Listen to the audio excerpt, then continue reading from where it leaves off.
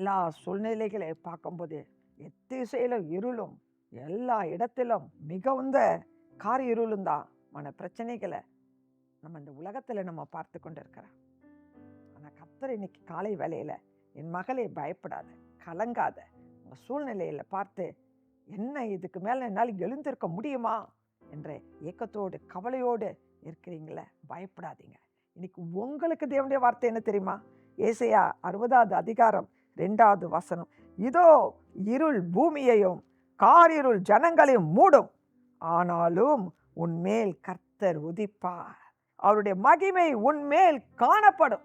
கர்த்தருடைய மகிமை இறங்கிட்டே இருந்தா, தேவ பிரசனம் இறங்கிட்டே இருந்தா, கர்த்தருடைய மகிமையும் தேவனுடைய பிரசனமும் நம்ம நிரப்பும் போது, கர்த்தர் நம்மோடு இருக்கும் போது உன்னை எல்லாத்தையும் விலை காத்துருவார்.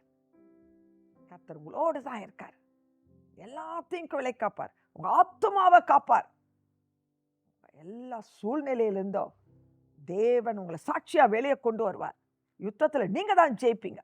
சகலத்திலும் நன்மையும் கிருபையும் உங்க வாழ்க்கையில தொடர்ந்து வரும். பயப்படாதீங்க.